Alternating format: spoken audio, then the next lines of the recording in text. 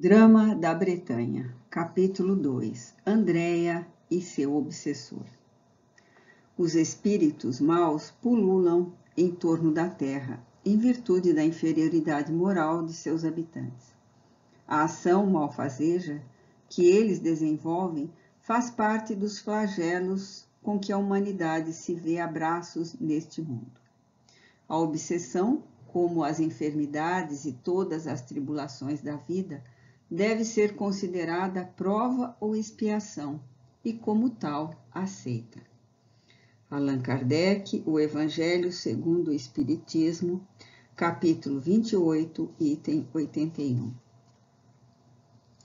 Entretanto, uma vez iniciado o baile, prosseguiu, estendendo-se até altas horas da madrugada.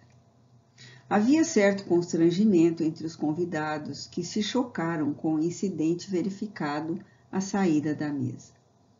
Mas a boa educação aconselhava que permanecessem discretos, não demonstrando impressões desagradáveis, e como o anfitrião suplicara que se divertissem, sem mais preocupações, todas as vezes que a orquestra apresentava novo número de dança, o salão cintilava sob o encanto dos pares que iam e vinham em graciosos movimentos. Entre a nobreza, dançava-se ainda o minueto, não obstante a intromissão de danças mais modernas. E então via-se que aquela sociedade nada perdera do brilhantismo e da distinção conhecidos nos salões anteriores à Revolução. Antes, dir-se-ia ainda mais nobre e grave do que fora no passado. No entanto, nem Andréia, nem seu irmão Victor, tampouco seu prometido Alex e seu primo Arthur, compareceram às danças. Retirando-se da mesa, acompanhada por seu irmão, a jovem de Guzmán mal chegara aos próprios aposentos, tornara-se presa terríveis explosões obsessoras. Violenta crise adviera, durante a qual acusações terríveis, explosões de ódio, ameaças e queixas dolorosas eram repetidas contra ela própria por uma entidade invisível, violenta e odiosa, que se revelava como personalidade de boa cultura intelectual, mas de inferior educação moral. E isso era frequente, era comum, desde a infância de Andréia em Madrid. Não podia a menina viver tranquila, não lhe era permitido desfrutar um único dia de alegria, pois no momento em que se visse na fruição de uma satisfação, adivinha tais crises, que a prostravam. Depois, dias e dias enferma e deprimida. Por isso mesmo, Andréia era triste e enfermiça, agitada e nervosa. Raramente sorria. Apesar de muito bela de formas e feições, a sua instrução não se encontrava à altura de sua condição social, porquanto o inimigo invisível não lhe permitia tréguas para o cultivo regular da própria instrução. Sua mãe sentia-lhe horror e abandonava aos cuidados de criadas e governantas.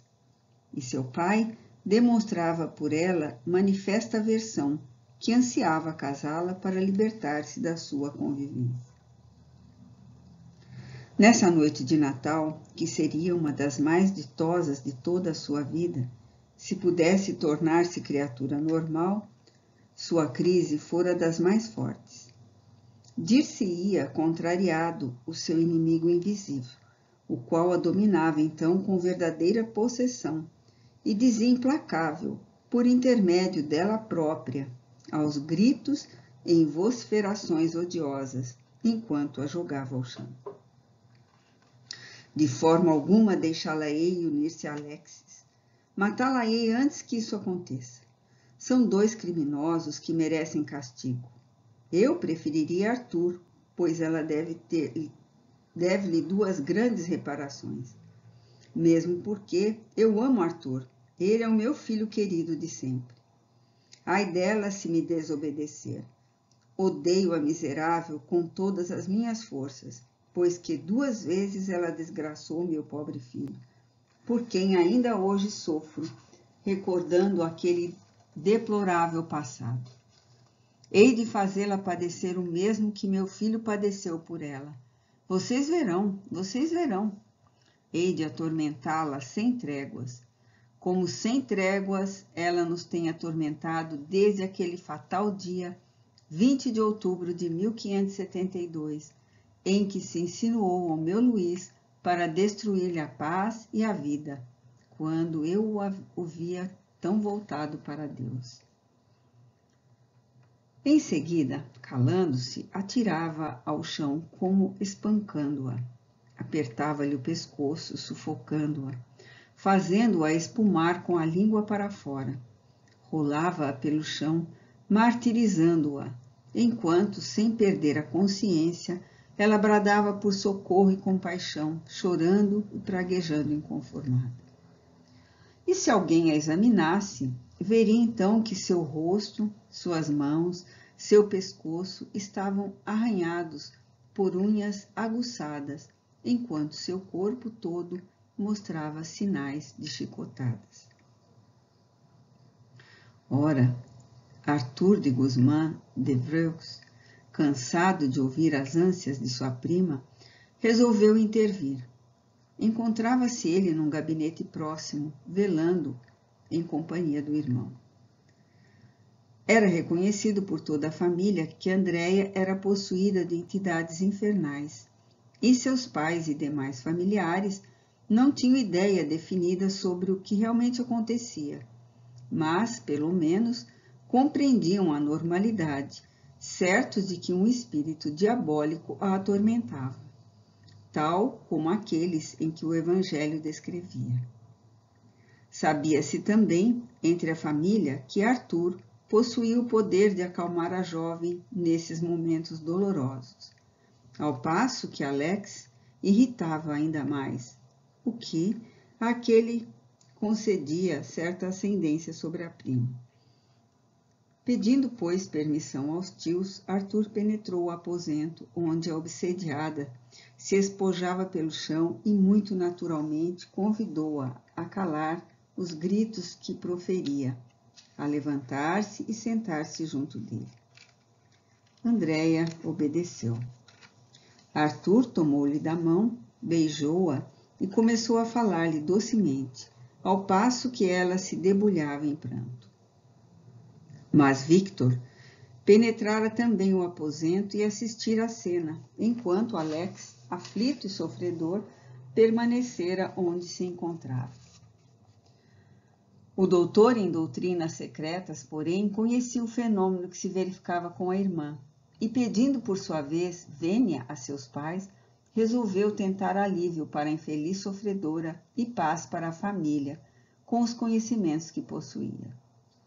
Fez com que Arthur se levantasse de junto de Andréia e a fez sentar-se no centro do aposento, na mesma poltrona, e rogou aos presentes, que eram seus pais e Arthur, que a Deus orassem mentalmente e silenciassem.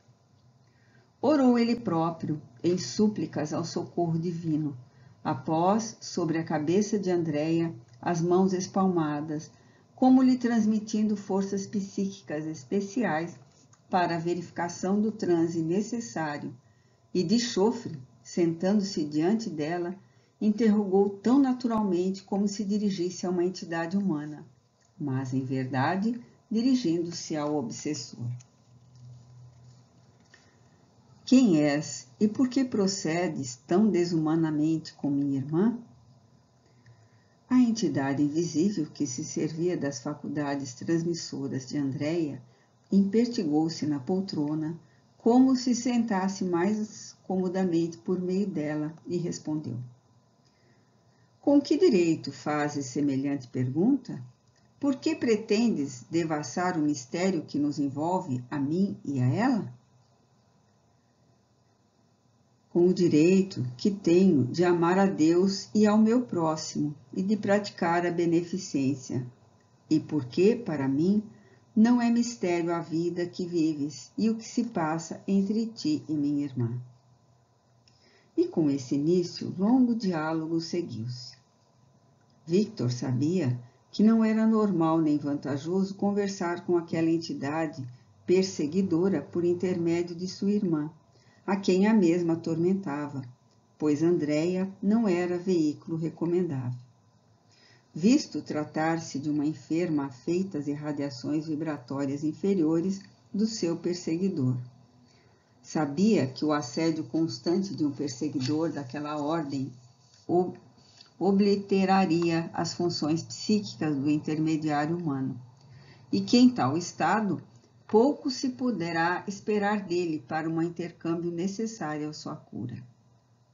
Todavia, em vista da urgência da situação e desejando inteirar-se dos acontecimentos que enredavam a irmã, tentava o fenômeno esperando êxitos da empresa, pois sabia também ser possível conversar com uma entidade perseguidora por intermédio do perseguido, embora dessa forma não seja possível curá-la ou erradicar o mal definitivamente.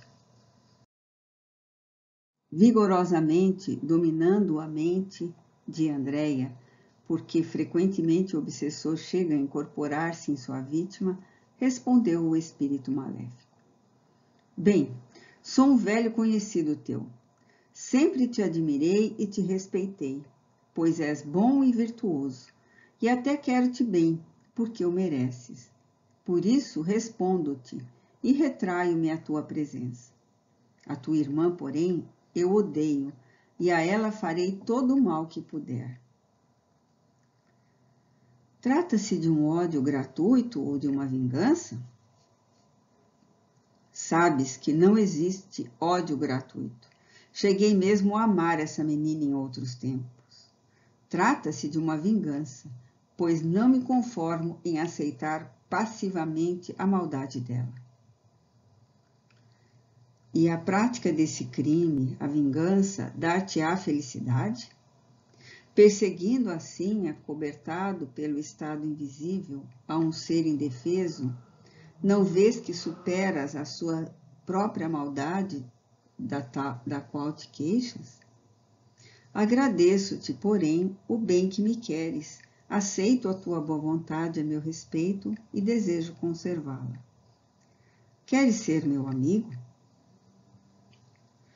Sou teu amigo há séculos, embora no momento não possas te lembrar de mim. Chamei-me Monsenhor de B no século XVI e fui alta personagem religiosa no reinado de Carlos IX e Catarina de Médici. Chamei-me Arnaud Nimier no século XVII e novamente fui teu amigo. Mas ela não mereceu a ti nem a mim.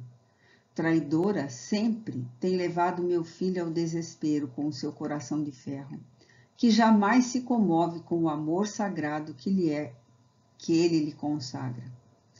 Tudo tenho tentado para destruir no coração de meu filho esse malfadado sentimento que o dominou para sempre. Mas ele resiste a tudo porque a quer desde os tempos de Roma. E mais fácil será destruir céus e terra do que arrancar do seu coração a imagem desse amor. E quem é o seu filho, meu amigo? Posso saber? Chamou-se Luís de Narbonne no século XVI. Foi religioso e soldado, chamado o Capitão da Fé, por seus admiradores. Foi príncipe e conde, mas morreu numa prisão secreta, desesperado de amor e de dor, ali atirado por ela e pela rainha Catarina, sempre ela. Chamou-se Henri Nomières no século XVII e foi um valente cavaleiro, destemido e generoso, mas suicidou-se atirando-se de uma pedreira, aniquilado por nova traição. Bem vês que razões me sobram para detestá-la e vingar a dignidade ofendida de meu pobre filho. Agora chama-se Arthur de Guzmán de Vreux e está aí junto dela. Sei que ele muito sofrerá, pois já sofre. Que será dele? Ele ama ainda e sempre, pois não vês, porque querem dar a ela a outro em matrimônio? Meu filho, então, não tem direitos a realizar o que o faria feliz? Talvez que, se eu o visse feliz, pudesse tudo perdoar e esquecer. Mas afianço-te que o casamento que projetam não se realizará. Eu o impedirei. Françoise-Marie de Guzmán, a mãe de Andréia, pôs-se a tremer e a chorar, horrorizada com o que ouvia do demônio que se apossara de sua filha. Arthur e seu tio, porém, atribuíram a conversação de Andréia às fantasias da sua mente debilitada pela enfermidade, pois a jovem, segundo eles, era dada a leituras fortes, histérica e epiléptica. Somente Victor compreendia integralmente a verbação da entidade.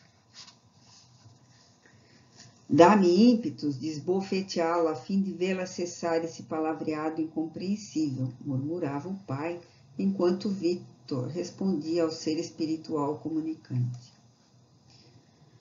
Lamento tudo isso, meu amigo, mas bem sabes que não me posso lembrar dos acontecimentos a que te referes. Acredito, porém, no que me dizes e que Andréia seja culpada. Em nome do Altíssimo, porém, desejo fazer contigo um pacto. Queres ouvir-me? A ti, nobre Carlos Felipe de la Chapelle, nada poderei negar. Desejo mesmo servir-te, desagravar-te, pois meu filho pecou contra ti e, repito, fui e sou teu amigo.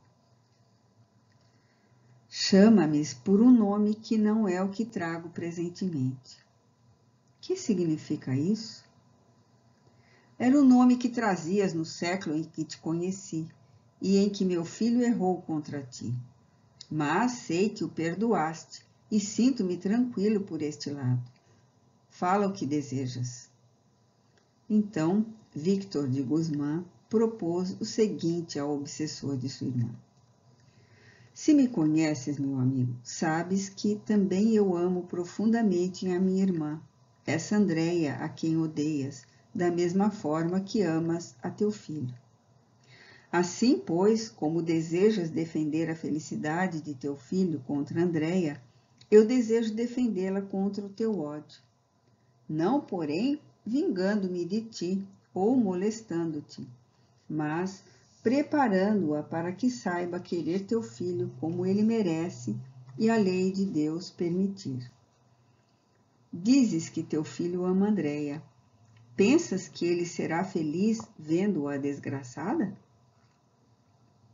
Crês que no dia em que ele se capacitar de que és tu que fazes-a sofrer, poderá ele amar-te e respeitar-te?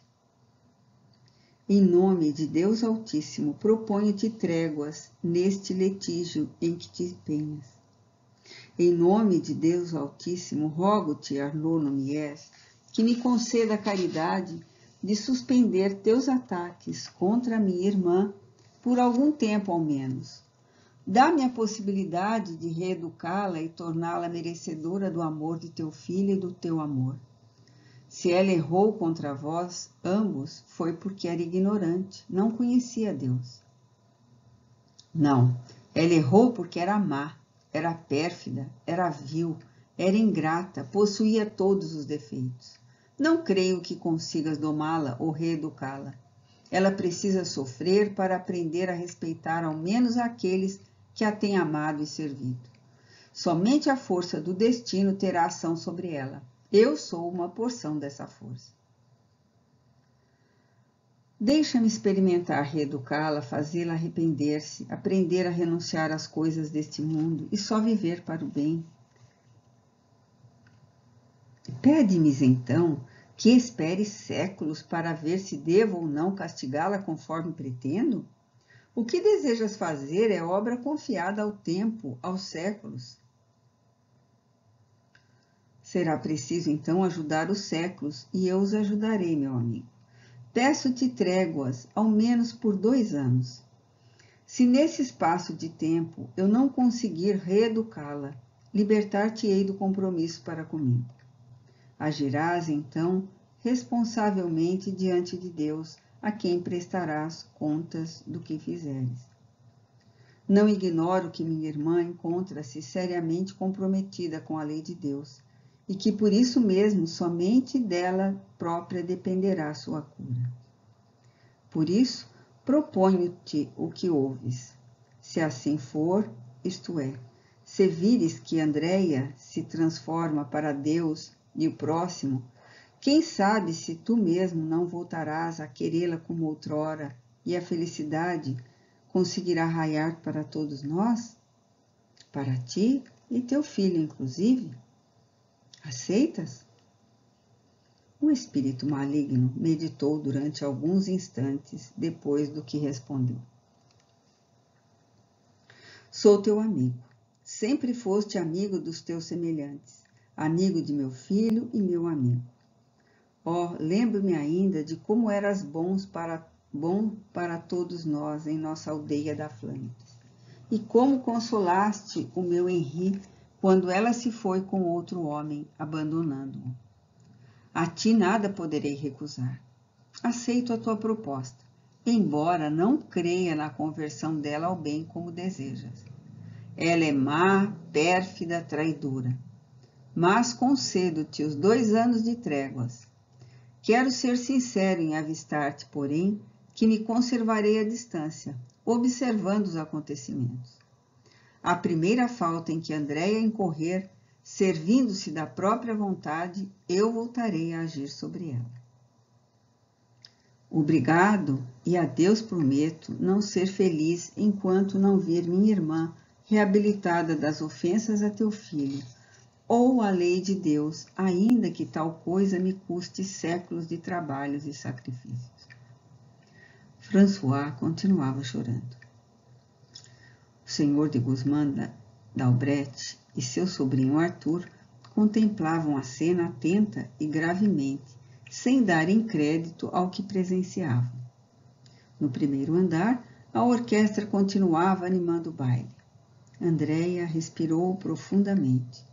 Levantou-se da poltrona, estremeceu com violência e caiu estatelada sobre os tapetes com um grito forte. Victor tomou-lhe da mão e disse apenas docemente: Levanta-te, Andreia, em nome de Deus Altíssimo. E naquela noite, a bela jovem de Guzmán não compareceu ao baile, mas dormiu tranquilamente.